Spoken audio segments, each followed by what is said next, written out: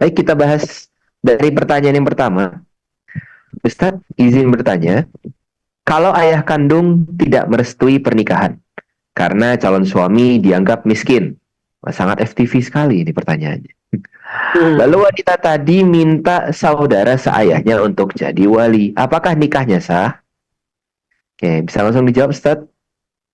Ya, jadi eh, pertama yang harus difahami bahwa menikah itu wajib ada walinya.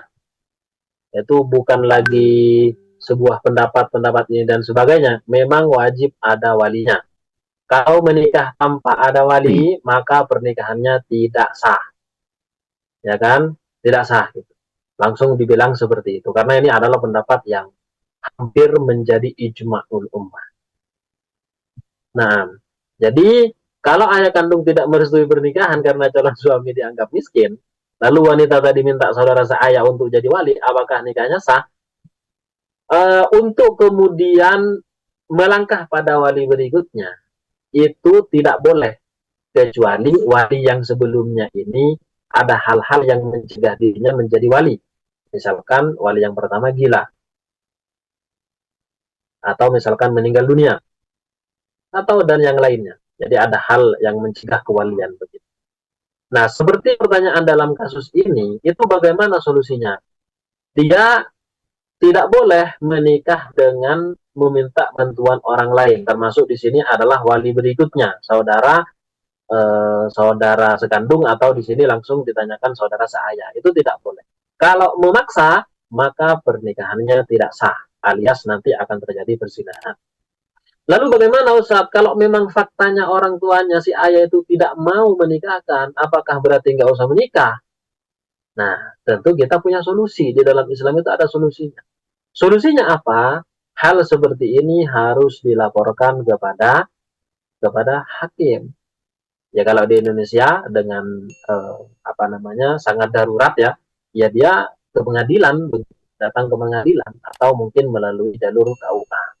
Jadi dia mengatakan bahwa ini gimana ini ayah saya itu nggak mau menikahkan saya, padahal si laki-laki ini adalah laki-laki yang baik, laki-laki yang walaupun miskin tapi saya riba. Jadi dia sudah iskotul kafaah. Jadi kekufuannya dia sudah menggugurkannya. Kan boleh jadinya kalau menggugurkan kafaah, menggugurkan kekufuannya itu.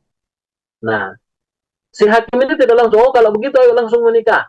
Kita yang menikahkan, oh, nggak bisa. Si hakim ini harus cross check dulu. Benar nggak apa yang disampaikan oleh si wanita ini?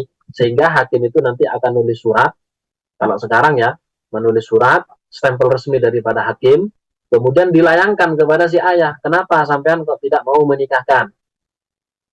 Ya kan, dipanggil dia, si laki-laki ini. Kalau ternyata memang sudah terbukti, dia pokoknya ini istilahnya adl. Adl. Namanya al-adl. Nanti akan ada pembahasan tentang masalah ini. Ada al-adl, ada at-tawari.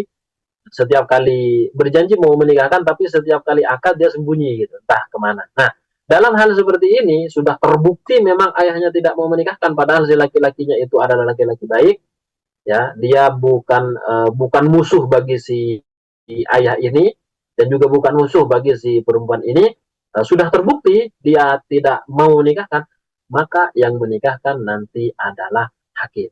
Nah, ini termasuk yang akan kita bahas nanti, cuman pertanyaannya udah muncul duluan. Jadi sepertinya ini yang bertanya sudah mengerti tentang masalah-masalah seperti itu. Nah, Ustaz, nanti pembahasan lebih lengkapnya akan ada.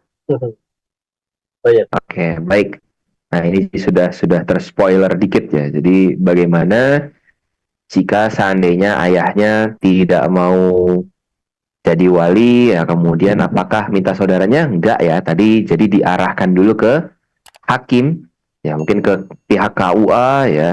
Kalau sampai misalkan ayahnya masih belum mau, maka nanti pihak KUA yang bisa menikahkan. Tapi ini nanti ada rinciannya lagi ya, lebih lanjut ya. Kok bisa seperti ini ya?